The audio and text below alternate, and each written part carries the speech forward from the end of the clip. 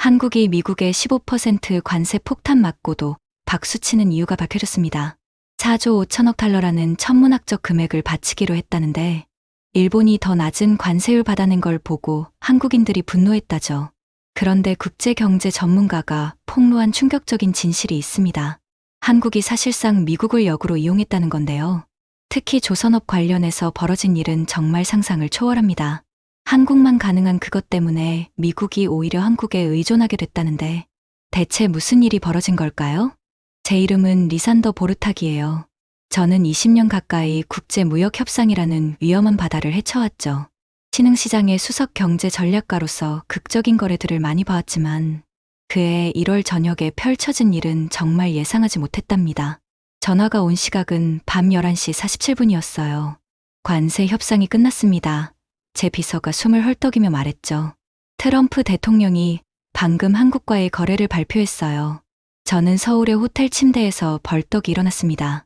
3조 5천억 달러 규모의 이 합의가 동아시아 경제 지형을 완전히 바꿔놓을 것을 알았거든요. 한국은 어떻게 해냈을까? 저는 소리내어 중얼거렸어요. 일본과 유럽이 그들만의 협상에서 얼마나 고전했는지 기억하면서 말이죠. 15% 관세율은 위협받던 25%에 비하면 거의 기적 같았습니다. 하지만 저는 그 이면에 더 많은 이야기가 있을 거라는 걸 알았어요. 비슷한 거래들을 조언해온 사람으로서 저는 한국에게 이것이 승리인 동시에 신중한 분석이 필요한 복잡한 도전 과제라는 것을 이해했죠. 창밖으로 서울의 불빛들이 반짝이고 있었어요. 이 도시는 잠들지 않는 것 같았습니다. 특히 오늘 밤처럼 역사적인 순간에는 더욱 그랬죠. 저는 침대에서 일어나 창가로 걸어갔어요. 손에는 아직도 전화기를 쥐고 있었습니다. 자세한 내용은요? 제가 물었어요. 아직 세부 사항은 발표되지 않았습니다만 비서가 대답했죠. 초기 보고서에 따르면 한국은 자동차와 전자제품에 대한 특별 조항을 확보했다고 합니다. 저는 깊게 숨을 들이쉬었어요. 자동차와 전자제품, 한국 경제의 심장이었죠. 삼성, LG, 현대, 기아. 이 거대 기업들의 운명이 하룻밤 사이에 결정된 것입니다. 내일 아침 일찍 브리핑을 준비해주세요. 제가 말했어요.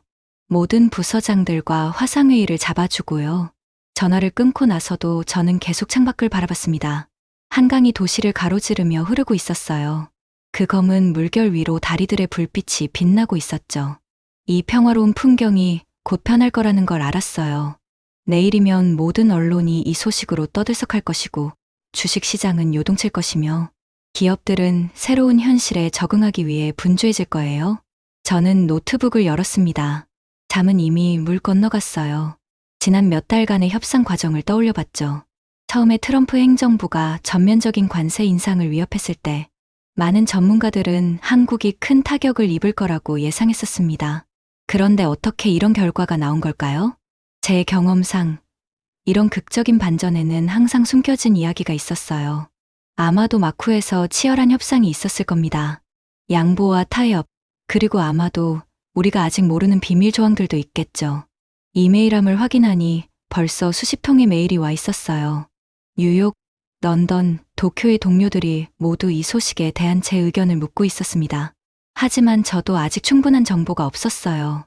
공식 발표문만으로는 전체 그림을 파악할 수 없었죠. 저는 커피를 한 잔 내렸어요. 호텔 방의 작은 커피 머신에서 나온 진한 에스프레소가 정신을 맑게 해줬습니다.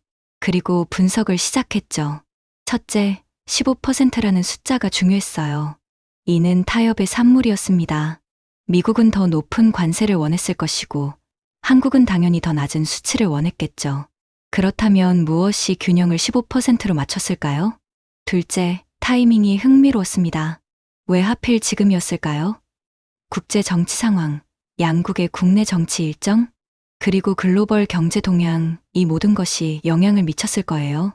셋째, 다른 나라들의 미칠 영향을 생각해봤어요. 일본은 어떻게 반응할까요? 중국은? 유럽연합은? 한국이 특별 대우를 받는다면 다른 나라들도 비슷한 조건을 요구할 수 있었습니다. 시계를 보니 새벽 1시가 넘었더군요. 하지만 잠을 잘 수가 없었어요. 20년간 이 일을 해오면서 배운 것이 있다면 이런 큰 거래 뒤에는 항상 더 큰 이야기가 숨어 있다는 거였죠. 창밖으로 다시 눈을 돌렸어요. 서울은 여전히 깨어 있었습니다. 어딘가에서는 정부 관료들이 밤새 회의를 하고 있을 것이고, 기업 임원들은 긴급 대책을 마련하고 있겠죠. 그리고 내일 아침이면 이 도시의 수백만 명이 새로운 경제 현실 속에서 깨어날 겁니다. 저는 의자에 기대어 앉았어요. 앞으로 며칠, 아니 몇 주는 정말 바쁠 것 같았습니다. 클라이언트들은 조언을 구할 것이고, 언론은 분석을 요청할 것이며, 정부들은 대응 전략을 원할 거예요. 하지만 지금 이 순간, 저는 그저 이 역사적인 순간의 무게를 느끼고 있었습니다. 한 통의 전화가 수백만 명의 삶에 영향을 미칠 수 있다는 것, 그것이 국제 경제의 현실이었어요. 노트북 화면이 밝게 빛났어요. 빈 문서가 저를 기다리고 있었죠. 저는 타이핑을 시작했습니다. 2025년 1월 22일, 한미 관세 협정 초기 분석. 이렇게 긴 밤이 시작되었답니다. 다음 날 아침, 저는 한강이 내려다 보이는 임시 사무실에서 세부 사항들을 살펴보기 시작했어요. 숫자들은 정말 어마어마했죠. 총 4조 5천억 달러의 약속이었습니다. 이 중 3조 5천억 달러는 투자금이었고 1조 달러는 에너지 구매 대금이었어요. 저는 이 숫자를 일본의 5조 5천억 달러 약속과 비교해 보았습니다. 뭔가 이상했죠. 한국 경제는 일본의 절반 크기인데 저는 태블릿으로 계산을 하면서 중얼거렸어요. 투자 비율이 완전히 맞지 않았거든요. 하지만 더 깊이 파고들수록 한국의 접근법이 얼마나 똑똑한지 알게 되었답니다. 바로 마스가 프로젝트였죠. 일본이나 유럽과는 달리 그들의 자금은 트럼프가 지시하는 곳으로 갈 예정이었어요. 하지만 한국은 1조 5천억 달러를 조선업 협력에만 쓰기로 확실히 못을 박았더군요. 몇 년 전 하나오션의 시설을 방문했던 기억이 났습니다. 그들의 LNG 운반선 기술에 감탄했었죠. 이제 그들이 필라델피아 조선소를 인수한 것이 완벽하게 이해가 되었어요. 이건 단순히 미국을 달래기 위한 것이 아니었습니다. 세계 조선 시장에서의 전략적 포지셔닝이었죠. 그렇게 큰 논란을 일으켰던 미국의 90% 이익이라는 주장이요? 저는 즉시 이것이 정치적 쇼라는 것을 알아차렸어요. 이전 협상에서도 비슷한 수사를 본 적이 있었거든요. 저는 창밖을 바라보며 생각에 잠겼습니다. 한강의 물결이 햇빛에 반짝이고 있었죠. 이 거대한 거래의 진짜 의미가 무엇일까요? 표면적으로는 미국에 대한 굴복처럼 보였어요. 하지만 숫자들을 자세히 들여다보니 다른 이야기가 보이기 시작했답니다. 한국의 조선업은 세계 최고 수준이었어요. LNG 운반선 기술에서는 독보적이었죠. 이제 미국 조선소와의 협력을 통해 한국 기업들은 미국 시장에 직접 진출할 수 있게 되었습니다. 1조 5천억 달러라는 엄청난 투자금으로 말이죠. 저는 계산기를 다시 두드렸어요. 만약 이 투자가 계획대로 진행된다면 한국 조선업체들은 향후 10년간 엄청난 수주를 확보하게 될 거예요.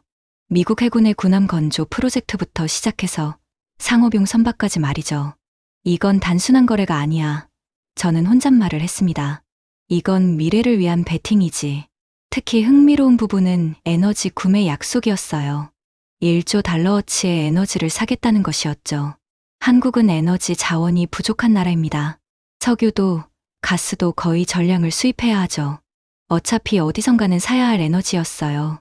그런데 이걸 미국에서 사겠다고 약속함으로써 한국은 트럼프 행정부의 호감을 샀습니다. 동시에 에너지 공급원을 다각화할 수 있었죠. 중동 의존도를 줄이고 미국산 LNG와 셰일 오일을 더 많이 수입하게 되는 거예요.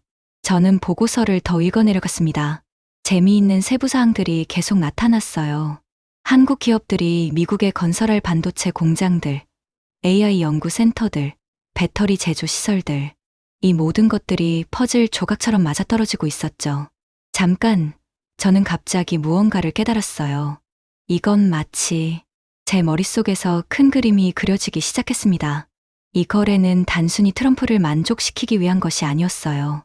한국은 이 기회를 이용해서 자국 산업의 글로벌 경쟁력을 한 단계 끌어올리려고 하고 있었던 거죠. 조선업은 시작에 불과했습니다. 반도체, 배터리, AI, 이 모든 분야에서 한국 기업들은 미국 시장에 더 깊숙이 진출할 수 있게 되었어요. 그것도 트럼프 행정부의 전폭적인 지원을 받으면서 말이죠. 저는 의자에 기대어 앉아 깊은 한숨을 내쉬었습니다. 이건 정말 대담한 도박이었어요. 만약 성공한다면 한국은 향후 10년간 엄청난 경제적 이익을 얻을 수 있을 거예요. 하지만 실패한다면 창밖으로 서울의 스카이라인이 보였습니다. 이 도시는 한국전쟁의 폐허에서 일어나 세계적인 대도시가 되었죠. 한국 사람들은 위기를 기회로 바꾸는 데 익숙했어요. 이번에도 그럴 수 있을까요? 저는 다시 숫자들을 들여다보았습니다. 4조 5천억 달러. 이 엄청난 금액이 실제로 어떻게 사용될지는 아직 아무도 모릅니다. 하지만 한 가지는 확실했어요. 이 거래로 인해 한미 관계는 완전히 새로운 국면에 접어들었다는 것이죠. 그리고 저는 이 모든 과정을 지켜보고 기록해야 했습니다. 역사의 한 페이지가 쓰여지고 있었고, 저는 그 현장에 있었으니까요. 그날 오후, 저는 에너지 분석가들을 만나러 갔어요. 1조 달러짜리 에너지 약속이 무엇인지 이해해야 했죠. 회의실에 들어서니 이미 여러 전문가들이 모여 있었습니다. 칠판에는 복잡한 숫자들이 빼곡히 적혀 있더군요. 작년 미국의 전체 LNG 수출액이 전 세계적으로 겨우 2,600억 달러였습니다. 한 분석가가 설명을 시작했어요. 그 중에서 한국이 수입한 건 300억 달러 정도였죠. 4년 동안 1조 달러라는 숫자는 수학적으로 불가능합니다.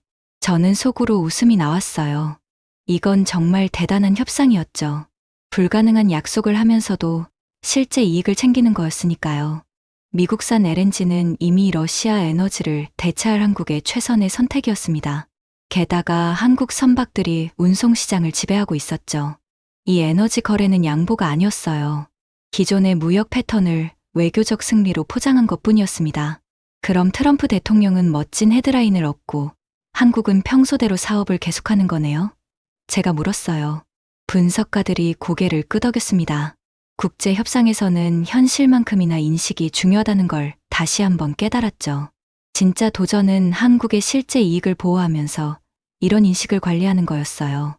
회의실 창밖으로 서울의 스카이라인이 보였습니다. 높은 빌딩들 사이로 한강이 흐르고 있었죠. 저는 잠시 생각에 잠겼어요.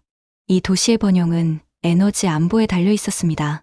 우리나라는 천연자원이 부족해서 거의 모든 에너지를 수입에 의존하고 있었거든요. 더 자세히 설명해 주세요. 제가 요청했습니다.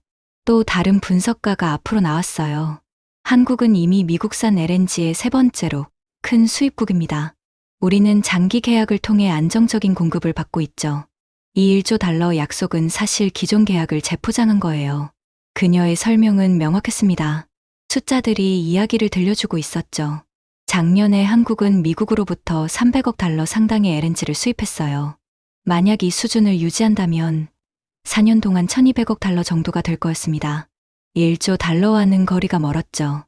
그럼 나머지 8,800억 달러는 어떻게 되는 거죠? 제가 물었어요. 분석가들이 서로를 바라봤습니다.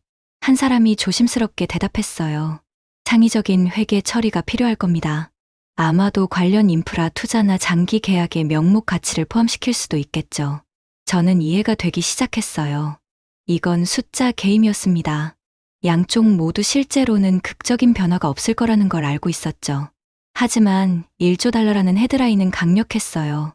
트럼프 대통령에게는 국내 정치적 승리였고 한국에게는 미국과의 관계를 안정시키는 방법이었습니다. 회의가 계속되면서 더 많은 세부 사항들이 드러났어요. 한국의 에너지 안보는 복잡한 퍼즐이었죠. 우리는 중동, 호주, 미국 등 여러 곳에서 에너지를 수입하고 있었습니다.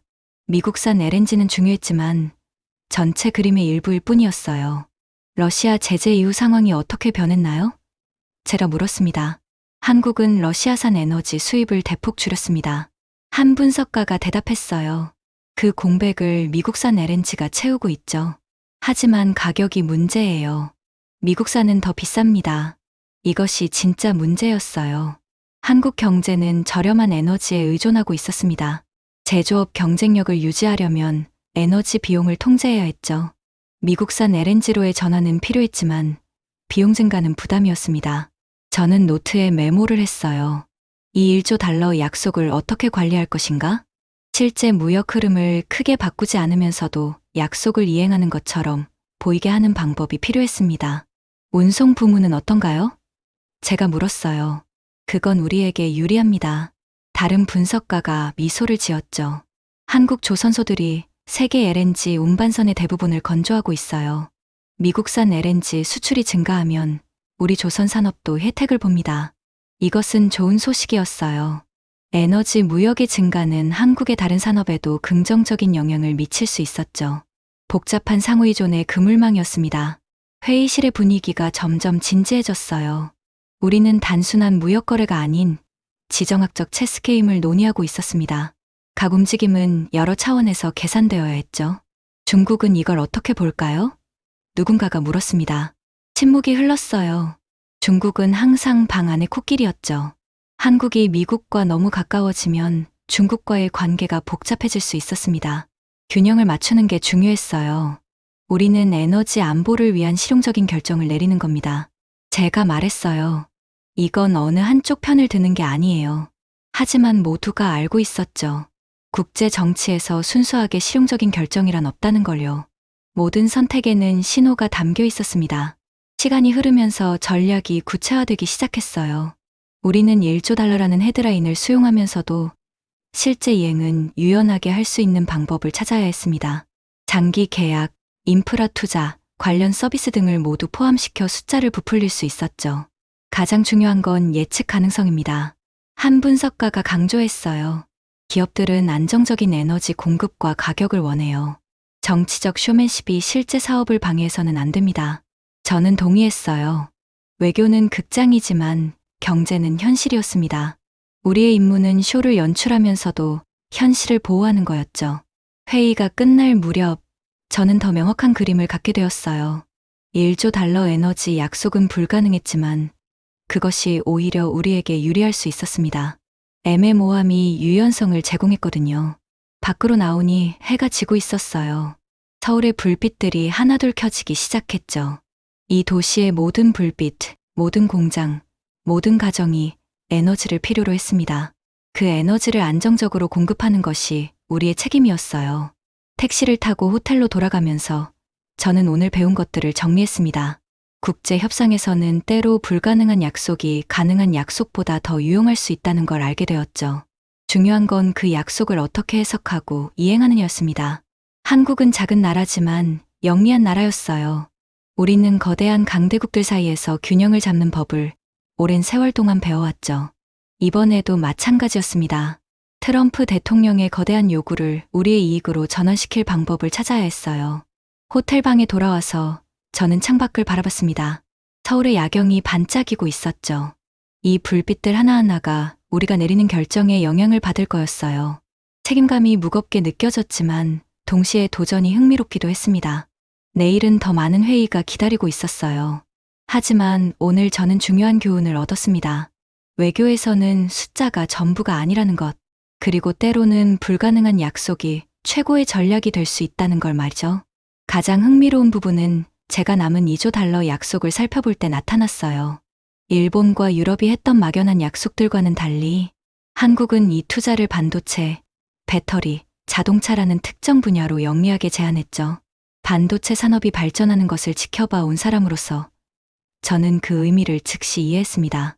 이것들은 단순한 정보 보증이 아니에요. 제가 걱정하는 한국 경영진들에게 설명했어요. 전략적인 자리 표시자들이죠. 이 합의의 아름다운 점은 민간 기업들이 자신들의 의사에 반해 투자하도록 강요받을 수 없다는 것이었습니다.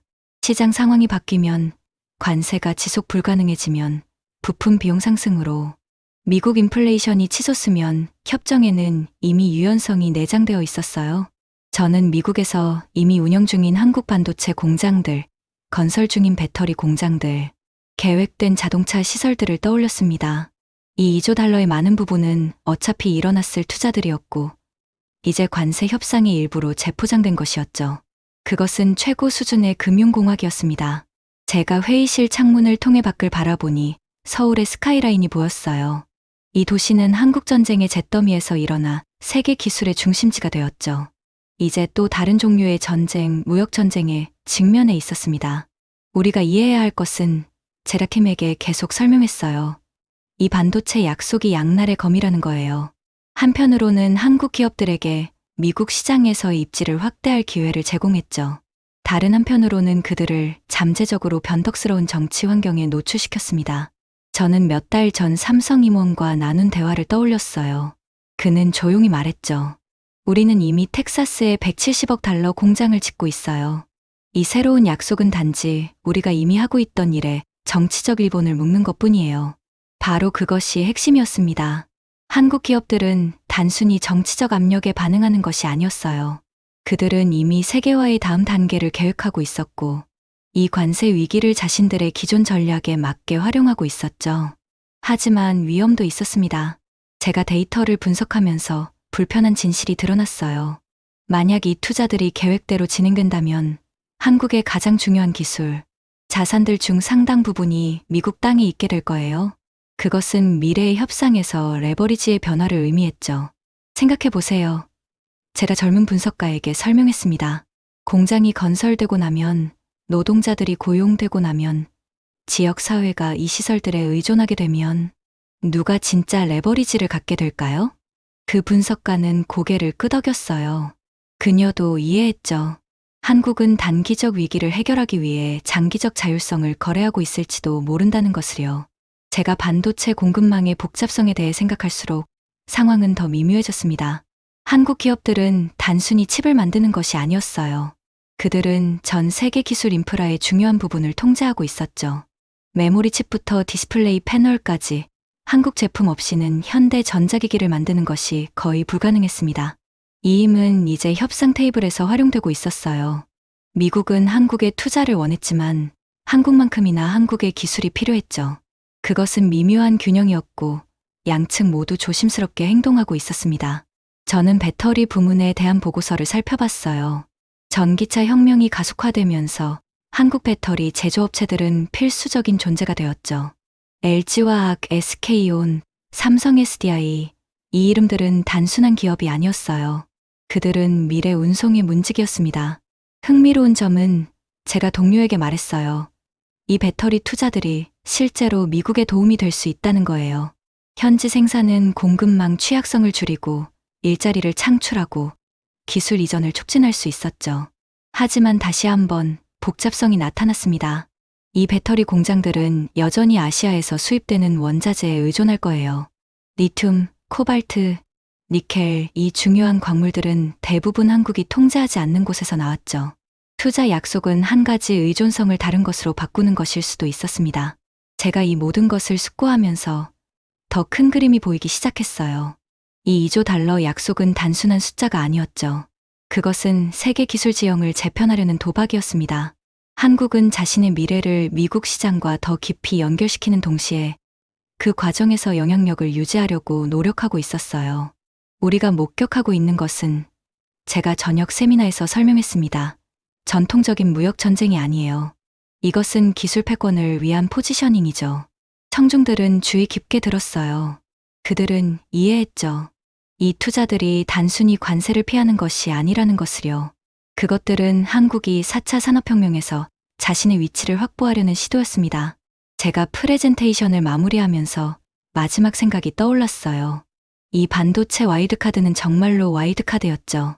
그것은 한국을 기술 초강대국으로 만들 수도 있고 또는 미국 이익에 더 의존하게 만들 수도 있었습니다. 시간만이 어느 쪽이 될지 알려줄 것이었어요. 그날 밤 집으로 걸어가면서 저는 서울의 네온 불빛이 반짝이는 것을 봤습니다. 각 불빛은 한국 기술의 힘을 보여주는 증거였죠. 하지만 이제 그 기술의 많은 부분이 태평양을 건너 이동할 준비를 하고 있었어요. 그것은 새로운 시대의 시작이었고 우리 모두는 그 결과와 함께 살아가야 할 것이었습니다. 반도체 와일드카드가 사용되었어요. 이제 남은 것은 게임이 어떻게 전개될지 지켜보는 것뿐이었죠. 울산의 조선소에 도착했을 때 저는 거대한 LNG 운반선들이 건조되는 모습에 압도되었어요. 철골 구조물들이 하늘을 찌르듯이 솟아 있었고 수천 명의 노동자들이 개미처럼 움직이고 있었죠. 그 순간 저는 깨달았습니다. 왜 한국이 다른 나라들이 실패한 곳에서 성공할 수 있었는지 말이에요. 마스가 프로젝트의 진짜 천재성이 여기에 있었습니다. 이건 단순한 투자가 아니었어요. 한국이 품고 있던 비장의 카드였죠. 우리의 조선 기술이 없었다면 이 거래는 불가능했을 것입니다. 한 고위 임원이 제게 말했어요. 그의 말이 맞았습니다. 미국은 LNG 인프라가 절실히 필요했고 오직 한국만이 특수 선박과 전문 기술을 제공할 수 있었죠. 조선협력에 배정된 1조 5천억 달러는 한국 기업들을 통해 흐를 것이었습니다. 양국의 일자리를 창출하면서 동시에 한국의 산업 지배력을 확고히 하는 거였어요. 저는 조선소의 높은 타워에 올라가 전체를 내려다봤습니다. 발 아래로 펼쳐진 광경은 숨이 막힐 정도였어요. 거대한 선체들이 마치 고래처럼 도크에 누워 있었고 용접 불꽃이 별처럼 반짝였죠. 귀를 찢는 듯한 기계음과 쇠부딪히는 소리가 교향곡처럼 울려 퍼졌습니다. 이 배 한 척이 얼마나 하는지 아십니까? 안내를 맡은 엔지니어가 물었어요. 한 척에 2억 달러가 넘습니다. 그리고 미국은 이런 배를 100척 이상 필요로 하죠. 계산은 간단했습니다. 200억 달러 이상의 직접 수주였어요. 하지만 더 중요한 건 따로 있었죠.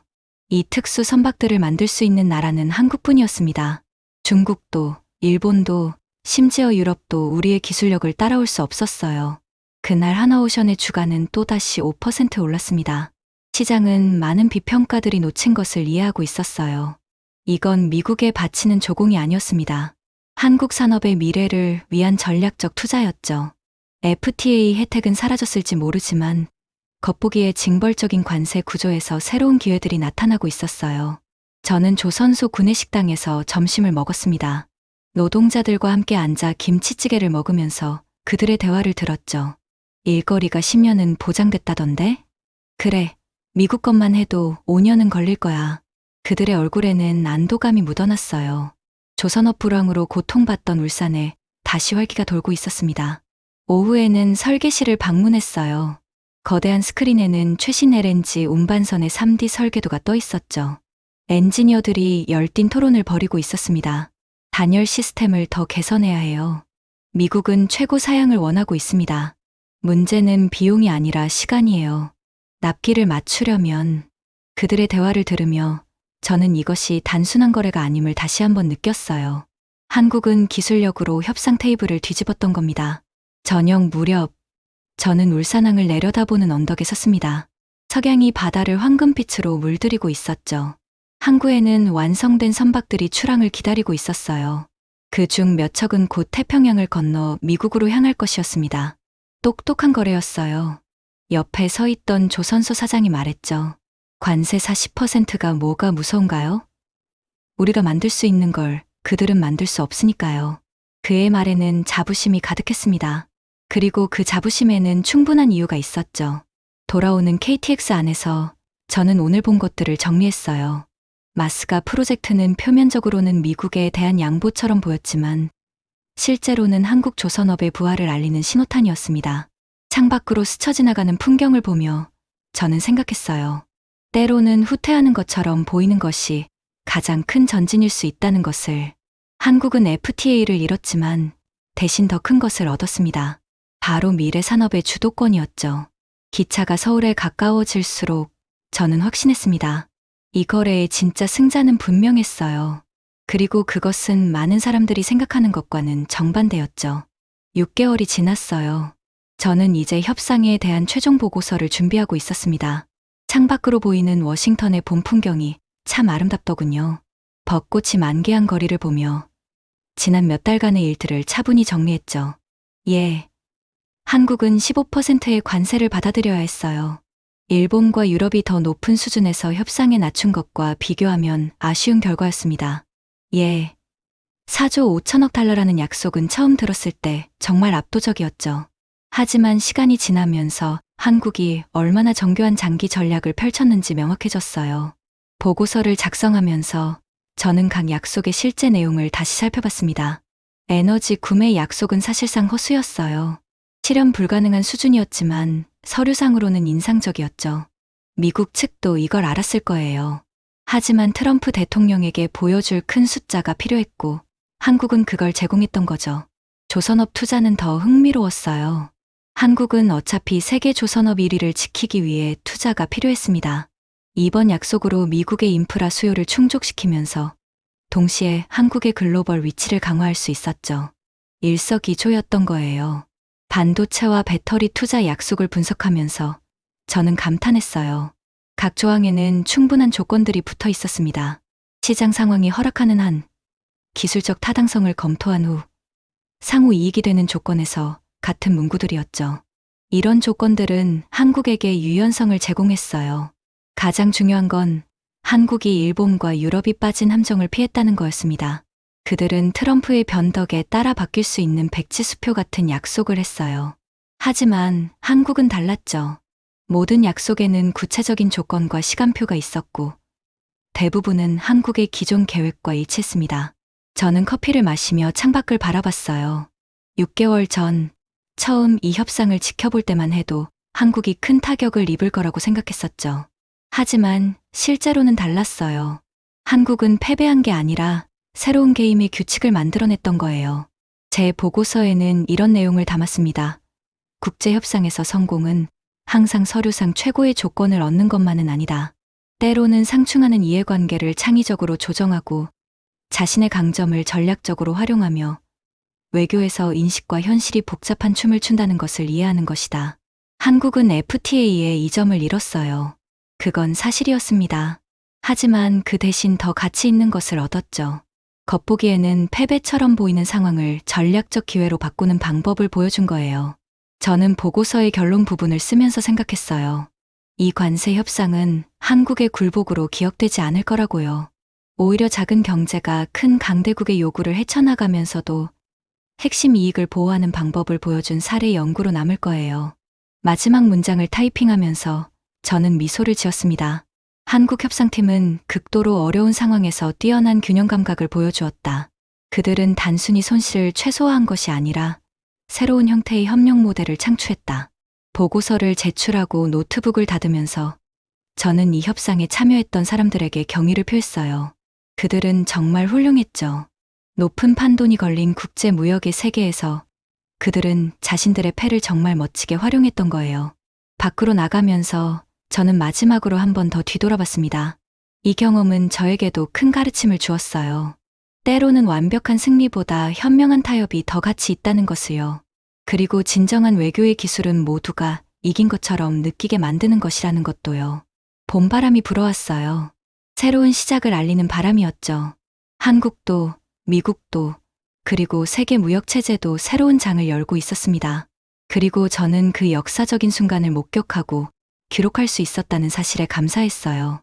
집으로 가는 길에 저는 한 가지 확신을 가지게 되었습니다. 이 협상은 끝이 아니라 시작이었다는 것을요. 한국은 새로운 게임의 규칙을 배웠고 그것을 자신들에게 유리하게 활용할 방법을 찾아냈어요. 그리고 그것이야말로 진정한 장기 전략의 승리였던 거죠.